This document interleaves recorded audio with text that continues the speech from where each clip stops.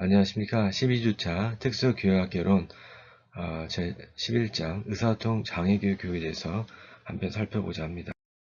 이번 시간에는 교재 내용을 보면 의사소통 장애의 정의, 의사소통 장애의 분류, 의사소통 장애의 원인 및 출현율, 의사소통 장애 아동의 판별과 선정, 의사소통 장애 아동의 특성, 의사소통 장애 아동의 교육 방법 순으로 공부를 하고자 합니다. 먼저 의사소통에 대한 정의를 살펴보면은 의사소통이라고 하는 것은 두 사람 이상의 사이에서 자신의 느낌이나 생각 그리고 정보를 주고받는 과정이며 정보를 부여하는 전달자와 정보를 해독하는 수신자가 포함이 됩니다.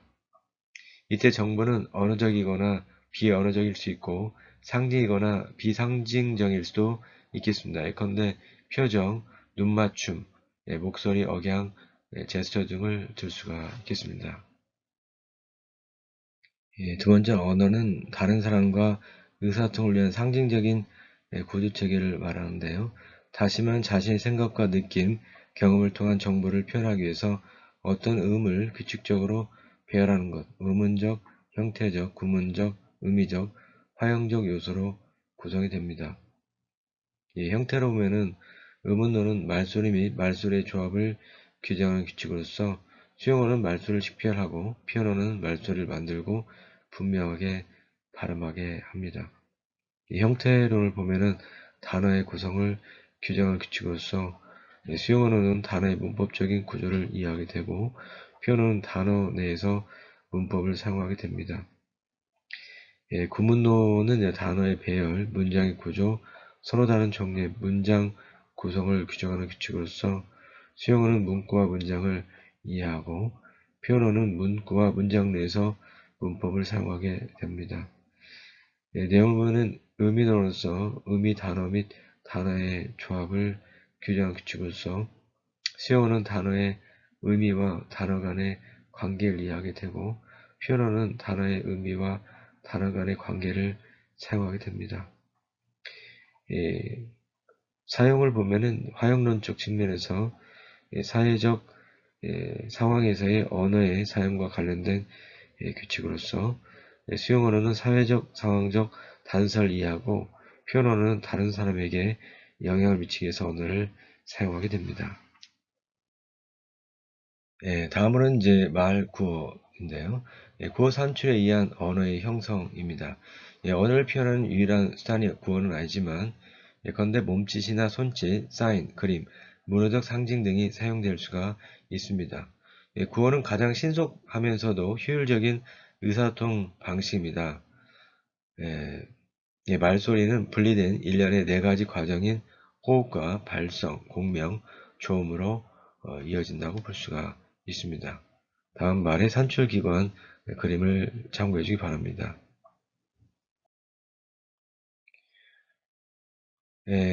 장애인 등에는 특수교육법에서는 이제 의사소통을 다양하게 정의하고 있는데요.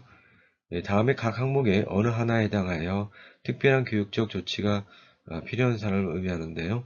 언어의 수용 및 표현 능력이 인지 능력에 비해서 현저하게 부족한 사람, 조음 능력이 현저히 부족하여 의사소통이 어려운 사람, 말 유창성이 현저히 부족하여 의사소통이 어려운 사람, 기능적 음성 장애가 있어서 의사소통이 어려운 사람으로 정의하고 있습니다. 국립특수교육원에서의 정의를 보면은 언어 또는 비언어적 형태의 정보를 교환하는 데 장애가 있는 것을 의미합니다. 언어학적 차원의 언어장애, 조음기관에 의한 말 산출과 관련한 말장애, 듣는 것과 관련한 청각장애, 표현과 관련한 의사소통 장애는 말, 조음, 유창성, 음성과 언어, 형식의 측면, 음은, 형태, 구문적인 측면, 내용적 측면에서는 어휘, 사용적 측면의 화형으로 구분하여 살펴볼 수가 있겠습니다. 장애인복지법에서의 정의를 보면은 장애인복지법에서는 장애명을 언어장애로 규정하고 있으며 언어장애인을 음성 기능이나 언어 기능에 영속적으로 상당한 장애가 있는 사람으로 정의하고 있는데요. 음성 기능이나 언어 기능을 잃은 사람을 3급, 음성 언어만으로 의사소통하기 곤란할 정도로 음성 기능이나 언어 기능에 현저한 장애가 있는 사람을 4급으로 분류하고 있습니다. 두 번째는 의사소통 장애의 분류를 보면은 먼저 말, 구어 장애가 있습니다. 조음 장애는 다른 사람과의 의사소통 상황에서 성대에 증폭된 음성을 통한 말소리의 산출 과정 중에 어떠한 다양한 원인으로 인해서 정상적인 말소리가 만들어진 데 장애가 발생하는 것을 의미하고요. 유창성 말더듬 장애는 말의 흐름, 리듬, 강약, 속도, 말의 흐름이 방해를 받아서 유창하지 못한 것을 유창성 장애라고 하고요. 음성 장애는 음성이 화자의 성별, 나이, 체계에 비해서 적절하지 못하며 성대의 병력적 이상 또는 호흡기관 및 말소리의 구조적 기능적 이상으로 인해서 음도, 강도, 음질, 유동성, 공명, 지속시간이 비정상적인 산출의 경우를 의미합니다. 두 번째 언어장애인데요. 언어장애는 네 가지 측면을 생각할 수 있습니다. 먼저 구어의 결여입니다. 언어 발달의 결정적 시기인 3세 이후에도 자발적인 발화가 없는 경우로 자발적 언어를 사용하지 않는 것입니다. 구문론, 의미론, 화형론 상호 연관성 문제를 보이는 경우. 두 번째는 지연된 언어 발달 측면입니다. 구문론과 의미론의 문제를 동반한 것으로 전형적 언어 발달 단계를 거치지만 또래에 비해서 언어 발달 속도가 느린 경우 언어 발달 시주로 볼 수가 있습니다. 세 번째 질적으로 다른 언어인데요. 화형론의 문제를 동반한 것으로서 말소리의 산출이나 어휘 발성에 문제가 없음에도 불구하고 일반적인 말을 사용하는 방법과 다른 경우입니다. 자폐성 장애아동의 반향어, 사회적 상황에 맞지 않는 무의미한 말과 단어 사용으로 상대방의 의사소통이 안 되는 경우. 네 번째, 중단된 언어 발달의 경우, 언어 전반의 문제를 동반한 것으로 정상적인 언어 발달이 진행된 이후에 청각이나 두뇌 기능의 손상으로 언어 장애를 가지는 것으로 대표적인 것은 이제 실어증이 되겠습니다. 습득한 언어를 잃었다는 그런 의미를 담게 됩니다. 다음으로는 이제 조음장애 원인을 보면은 다음 같은데요.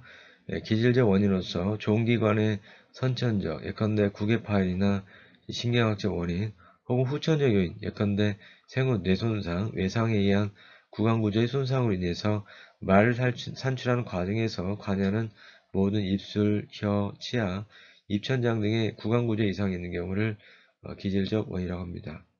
두 번째 기능적 원인은 말을 산출하는 구강구조의 해부학적 요새는 이상이 없지만 환경 요인으로 인한 풍부한 언어 자극 경험의 결핍 또는 아동의 언어 발달에 부정적 영향을 미치는 다양한 개인적 특성에 따른 요인으로 인한 인지 발달과 의문 지식 능력의 부족으로 발생하는 경우를 기능적 원인이라고 합니다.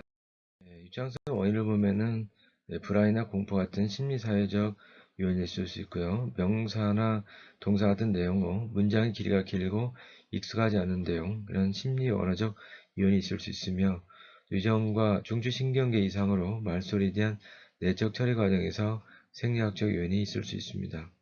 음성자의 원인을 보면은 기질적 원인으로서 성대의 무게, 크기, 모양의 변화, 예컨대 성대 결절이 있거나 성대 폴립이 오는 경우 성대 낭종이나 유가종 등이 그 원인으로 볼 수가 있으며 성대 운동에서의 문제로서 성대마비나 경련성 부전 실성증, 성대구증이 있을 수가 있습니다. 또 기능적 원인으로서는 정서적 문제, 정신신경적 문제, 후두의 음성 산출 메커니즘 문제, 예컨대 성대 지나친 긴장이나 또 음성의 남용과 오용 등의 그 원인점으로 들 수가 있겠습니다. 언어장애 원인을 보면은 지적장애, 학습장애, 청력손실, 자폐성 장애, 뇌성마비, 구강의 구조적인 결함, 환경의 결핍 등을 그 원인으로 들 수 있고요. 의사소통 장애 출연율을 보면은 한국특수교육학회에서 보고한 자료에 따르면 의사소통 장애 출연율을 전체 인구의 5% 내외로 특수교육 대상자의 7% 이상을 차지한다고 제시한 바 있습니다. 2016년 교육부 특수교육 통계 자료에 따르면 의사소통 장애를 지닌 특수교육 대상자는 2089명으로 전체 특수교육 대상자의 2.4%를 차지한다고 보고한 바가 있습니다. 의사소통 장애 아동의 판별과 선정 절차를 보면 다음 같은데요. 선별 검사는 이제 먼저 아동 언어 장애로서 의사소통 의도를 이해하거나 자신의 의도를 표현하는 데 문제가 있는가? 어휘 낱말 이해하거나 표현하는 데 어려움을 보이는가? 문장의 구문 구조를 이해하거나 표현하는 데 어려움을 보이는가? 문법 형태소를 이해하거나 표현하는 데 어려움을 보이는가? 대화 시에 의사소통 규칙이나 기능을 이해하는 데 문제를 보이는가? 두 번째 조음 장애를 보면은 비정상적으로 발음에 오류를 보이거나 특이한 발음을 보이는가? 발음이 불명확하여 무슨 말 하는지 알아듣기 어려운가? 세 번째, 음성 장애는 목소리 크기, 높낮이, 음질과 음성을 적절하게 변화시키는데 문제가 있는가? 네 번째, 유창성 장애는 의사소통에 방해가 될 정도로 말을 반복하거나 연주하거나 힘들어하는가? 신경 말장애를 보면 뇌성마비가 있거나 기타 신경계 손상으로 알아듣기 힘들게 말하는가. 신경 언어 장애는 뇌 손상이 있거나 있다고 의심되는 상황에서 말이나 글을 이해하거나 표현하는데 어려움을 보이는가. 다음은 이제 검사 도구를 살펴보자 합니다. 언어 발달 장애는 취약전 수용 및 표현 언어 발달 척도는 2세에서 6세 6개월까지입니다. 수용 및 표현 언어 검사를 하게 되고요. 구문 의미 이해력 검사는 4세에서 9세까지, 문법 38기 문항, 의미 11기 문항 구성되며 언어 문제 해결력 검사는 5세 12세까지 언어를 통한 문제 해결 능력을 측정하게 됩니다. 두 번째 조음 의문 장애는 우리말 조음 의문 평가는 2세 12세까지 단어 수준과 문장 수준으로 평가하게 되고 한국 표준 그림 조음 의문 검사는 3세 성인까지 선별과 정밀 검사로 나눠 평가하게 됩니다.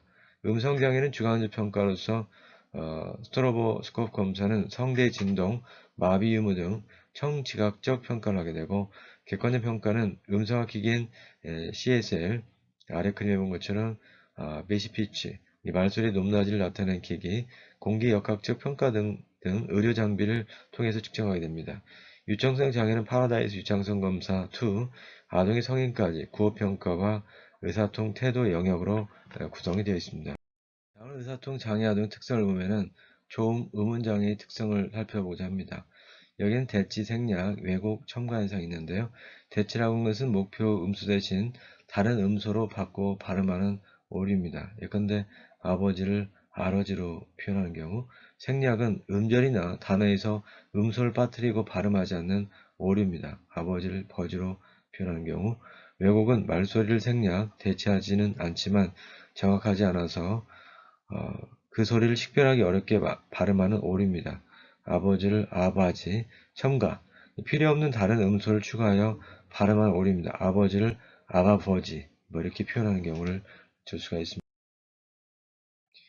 유창성 장애의 특성을 보면은 유창성 장애의 형태 중 말더듬이 있습니다. 말이 막히거나 반복되고 연장되는 등의 그 양상과 정도가 매우 다양합니다. 속하는 말발음증인데요. 말의 속도가 지나치게 빠른 경우를 말합니다. 이 두 가지 중 말더듬이 가장 잘 알려진 형태이고요. 말다툼의 대표적인 유형은 핵심 행동과 부수 행동을 들 수 있습니다. 핵심 행동은 반복, 연장, 막힘 현상을 들 수 있고요. 부수 행동은 말더듬 증상이 어느 정도 고착되었을 때 대부분 핵심 행동과 함께 나타나게 됩니다. 다음으로 음성장애 특성을 살펴보면 후두 음원의 생성과 산출에 관여하는 성대의 무게 및 접촉과 관련해 나타내는 음도장애, 강도장애, 음질장애, 유동성의 문제가 대표적입니다. 음성을 산출한 해부학적 기관에는 이상이 없으나 심리적인 문제로 인한 다양한 스트레스 요인으로 기능적 음성장애로서 예컨대 실성증이 발생하기도 합니다. 언어장애 특성을 보면은 대뇌 생리과정의 결함으로 인해서 언어 발달의 이상이나 지체를 의미하는 의사소통 장애 한 유형으로 언어의 구성 요소인 형태, 내용, 사용 등에서 어려움을 나타내는 특성이라고 보겠습니다. 의사소통 장애 아동의 교육 방법을 보면 다음 같은데요. 조음 의문장애 중재교육 원리는 일반적으로 기술적인 문제를 지니고 있다면 먼저 의학적 조치가 선행되어야 합니다. 반면에 기능적 문제 중재교육은 목표 음소의 정조음을 위해서 다양한 기법으로 반복 교육을 하는 것입니다. 유창성 장애는 말더듬의 중재교육 원리로서 다음 같은 것이 있는데요. 먼저 유창성 완성법입니다. 이 새로운 언어 패턴의 중재로 현재 말더듬 증상을 완화하는 것을 목적으로 합니다. 호흡 훈련, 지연 청각 피드백, 점진적 접근법, 연장 기법 등의 방법이 있고요. 말더듬 수정법은 말을 더듬는 것에 대한 분역 정서와 두려움을 감소시키면 말의 유창성이 향상되다 보는 관점으로서 대표적인 기법은 반 리퍼의 위드바스의 6단계가 있습니다. 이것은 MIT VS의 그 영어 약자. 의 말더듬 치료를 6단계를 보면은 먼저 동기 모티베이션, 자신의 말더듬을 수용하고 치료를 순리하는 단계입니다. 두 번째 확인, 아이덴티피케이션, 자신의 말더듬 증상을 스스로 확인하는 단계, 1차적 증상, 2차적 증상, 느낀 감정, 태도를 스스로 확인하는 단계입니다. 3번 둔감은 디센시제이션, 부정적인 감정과 두려움을 감소시키는 단계입니다. 자신이 말을 덤다는 사실을 인정하고 청자의 반응에 무감각해지도록 하는 단계입니다. 세 번째, 베리에이션 변화 단계, 굳어지고 구체화된 말더듬 형태를 변화시키는 단계입니다.